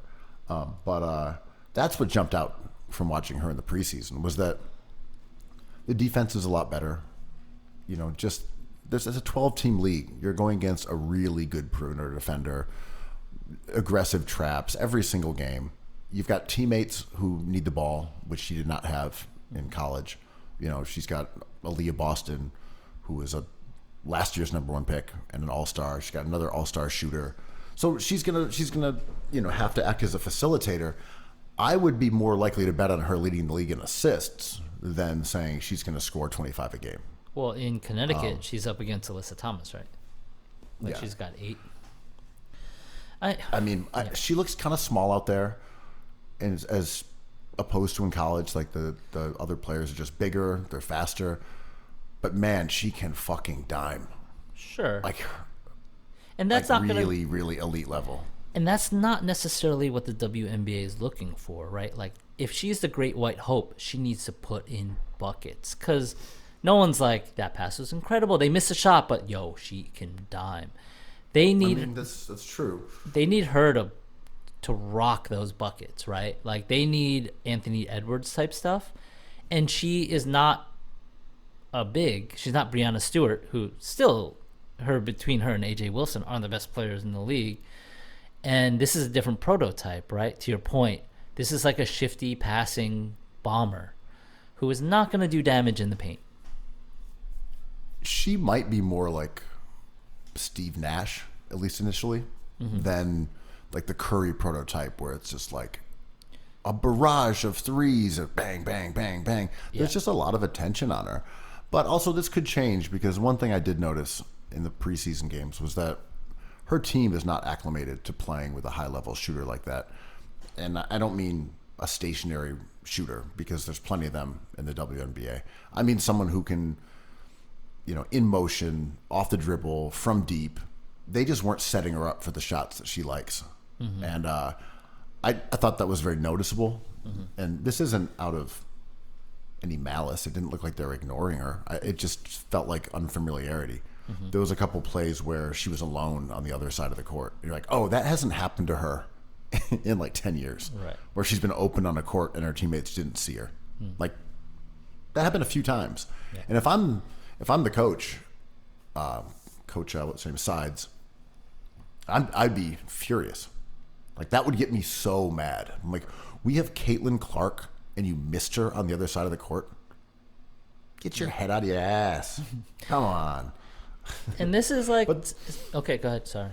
Well, the last point I was going to make was there are even more subtle examples of that, where Caitlin Clark's coming down the left, trying to get to her spot above the break, where she loves to shoot, and the point guard, drifted towards the right, then went to the other side of the court and found somebody. I'm like, that's a good regular play, but you have an irregular basketball player that's coming down with you. And in the same way she sets you up, you have to set her up. You've got to go make that defender stop you, then wishbone pitch it back to her to get her a rhythm shot. Like, you got to do that for her, because otherwise her life is like miserable. She's just going against double teams all the time. She's going against great defenders. You got to give her these easy baskets, because that's like what she does. Anyway. I think the WNBA has like a really great problem on their hands, right? Because I think this season is going to be a tremendous and important one for them, because they have this star entering the league. The stuff you're talking about is interesting to me, but it's going to lose fans, right? Like, what they need is to build up the vibe, chatter, and debate to a point where we can talk about the details and people would be interested, because they need the emotional fans to glob on to their product. And they're there, the playoffs are great, the finals are great, but like, I think the WNBA should concentrate on building a mythology around Caitlin Clark, and not necessarily comparing her to an NBA player, just being like, we have a flamethrower on our hands that just dropped 40. She dropped 35. She dropped 50. We are witnessing something special, as opposed to like, is she drawing double teams? Is she diming to the dime to create points for her team? That stuff is all great. We love that stuff. We wrote a book about it. But the WNBA, sort of like a new restaurant, needs to be like, hey, we got the best rigatoni over here, and then you can get into details. But I think an overall enthusiasm is more important. And I think she's going to be able to achieve that to a degree. But to your point, these are really good players she's stepping into the arena with. Yeah, I also think in her senior year, she took about 24 shots, 23 shots a game. She took about 7 free throws, 8 free throws, maybe 13, 14 threes. Just a really, really high volume where even if having more teammates makes her life easier, I just think she'll probably take 15 shots a game and not 25 or whatever it is. I just don't see the dynamics of her not only getting the kind of attention she's already getting. Like late in the game, when they would run a pick and roll, they would just double her and chase her back to the to mid-court. And she was able to find people out of it, but people are just not fucking with her on that level. Like, no, you're not going to go ISO against our big and pull up and shoot a 3. Like, we're just taking the ball out of your hands every single play. So that's what I mean. She needs the teammates to help her figure some out. But yeah, getting 25 shots off, I don't think she could have if she wanted to in that last game. And all that is valid. And if I was in the boardroom of the WNBA, I'd be like, okay, that's all true, Ben. But we need to pit her against Cameron Brink, who's like this blonde LA person, and Caitlin Clark is like this blue collar Iowa, Indiana person. It has to be about like Hollywood versus tractors, small, big market. Like we need to manufacture that. Here's a question, and I don't know this. This is just out of ignorance. Yeah. Did they do a lottery where Indiana got this pick, or was it just based on record? Lottery, I think. Damn, that's rigged as fuck. I mean, do we talk about the NBA? I have a friend that I've known since the late 90s. Every time there's a lottery result, he's like, it's rigged. Whoever won, it's rigged for them, obviously. And then he shapes his narrative towards it. It's like, well, Atlanta's kind of a city that they want to be real, and they haven't really gotten going. And, they have Trae Young, and they kind of want to keep him there. So, of course, they won the lottery. I'm like, what the fuck, man? That's where I was going with it. Like, clearly rigged in favor of the Hawks. Yeah. Like, what the fuck? No, I don't think so.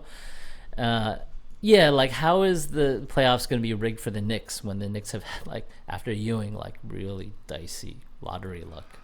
Well, I mean, if I know one thing about the NBA, it's that they really want Alexander Sarr going to the Wizards. That's what the league wants.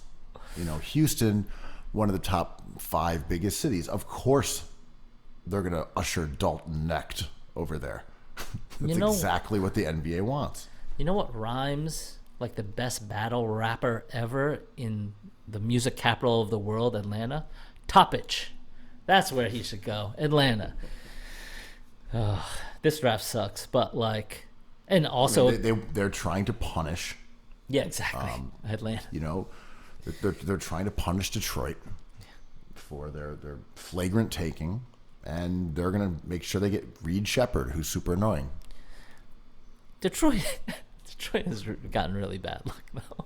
Like, you got the worst record in the NBA and you got number 5. Like, that kind of sucks, man. Welcome to Detroit, Stefan Castle. I kind of have Castle in the top 2. So if that happened, Nate Silver, your boy, I don't know why I'm reading Nate Silver, but he's been tweeting about hoops. He's like, okay, number 5 sucks, but on the bright side, this draft is so bad they might get the best player at 5, and it's $5 million less on that contract. Like, that's not a small deal. They shouldn't be that upset. I'm like, Ronald Holland, come on down. I don't even hate him. All these names might be awesome players, but they might be like Andre Iguodala level players, which is fantastic. But we're not looking at God level. Are you saying Rob Dillingham? I like Dillingham. Andre Iguodala. I like Dillingham, man. Kentucky, but I don't know. What is up? My friend, talk about prisoners of the moment. My friend texted me being like, that was a tough game 3 loss by the Knicks. They should add that guy Maxey. Next season they should add Maxey. And I had to pause myself because I was typing so furiously, and I'm like, you know what? Yes, you're right. They should add Maxey. Contractually, that would never happen. Resources don't really dictate that ever happening in Maxey's career, but you're not wrong. My version of that was after that game 6 loss to the Knicks, and just being like, yeah, Philly has got to sign the OG. Knicks fans like, what, no, fuck you, dude. What do you mean? Like, well, Sixers desperately need a power forward. They've got a ton of money. Why don't they just max out OG? Like, wait, you can't have OG. He's ours. What would you pay OG? Well, what do you mean? Yeah. That's what. He's a free agent. Like Tobias Harris is leaving. They can just sign OG. He's perfect. Him next to Embiid, him and Maxey. I like that combo. I think it'll really be effective. I like that. As a Knicks fan, I also love that. Max out OG. Go for it. I don't know about him, man. Like his health is a real concern. He's the reason why they're going out, and he's the reason. They're going out. Yeah. And the irony of that run that Toronto made was that he didn't play a game in the postseason. Like he gets credit for being on that Toronto title-winning team. Didn't play 1 minute in the playoffs. Not 1 minute. Not an minute. Yeah. He's always hurt, and I love him. He's lovable. There's a reason why the Knicks are here, and he's part of it. But you can't pay him anywhere close to $35 million. That would be the biggest contract on the Knicks, over Brunson, over Randall. And he probably plays like 60 games, and you probably lose him when it counts in the playoffs, or when we pay attention in the playoffs. I wouldn't even give him 15 or 20. I'd start pausing at that. I mean, I think you got to give him at least 25, but I hear you. Once you get up to like the 30s, you're like, well, you're just not available. I mean, looking at, his year by year, 74, 67, 69, 43, 48, 67, 50 this year. On average, you were just not getting like that many games. But he's getting stronger because he's getting older. Like, now this is just going to probably get worse. I mean, Porzingis lasted so long, but him going out with a calf in the playoffs, like, right. If Porzingis didn't do that, no one would trade him. But, I love OG, but all this chatter, now that the Knicks fans are breaking this team apart, they're like, max out OG. Like, you cannot. That would ruin the prospects of this team. I mean, I would probably pay him 30 if I'm Philly. Oh, if you're Philly, go ahead. Well, I just mean they've got to outbid the Knicks, and the Knicks are probably going to pay him that much anyway. But I would probably pay 30 just because I don't give a shit about the Sixers' money. Yeah, but that's cap space. He's going to go down, and you guys are going to get bounced. It's just cap space. It's not like coffers, right? No, I know this. I just mean, Jaylen Brown's going to be making $70 million in a few years. That doesn't mean that you can't be shrewd, econometrically. Like, you have to be shrewd, and that's why the Knicks having someone in DiVincenzo, who in my opinion is better than Jaylen Brown, at a seventh of his salary, or whatever it is, a sixth of his salary, best contract is so valuable. Like, those are the things you need to do to build great teams when you don't have, a pair of major superstars or whatever it would be. Sure. But I don't know, if you're going to sign a free agent, like, the prices are the price. Unless you're going to, well, I mostly mean, like, Daryl Morey hasn't really made those moves where I've seen him he hasn't had the option because they haven't had money. Like, maybe Daryl Morey's like, hey, I've targeted 3 free agents that I think are my version of DiVincenzo's. I've got 3 of those guys, and that's what we're going to use our money for. I mean, DiVincenzo was Melton. Like, right. Same kind of profile. I mean, these players, they don't grow on trees. They're hard to get. I agree. That's all I mean is, like, yes, if you can target those kind of players and get them at a discount, they're way more valuable. But if you're like, well, we can spend $25 million on Klay Thompson, or we can spend $30 million on, OG, or we can take on Zach LaVine's contract. I don't know. The plus side is OG is your ideal wing player. So, like, if you're going to overpay, you might as well overpay for a great wing. He's great when he plays. It'll give you the idea that this team could be a champion, and then he'll get hurt and you won't be. Bing bong. Yeah. Bing fucking bong. You know who's always a champion? Pre-girth surgery or post-girth surgery? Any girth. Well, yeah, just girth. Cookies. Girth. Cookies. I love cookies. I love cookies. I love cookies.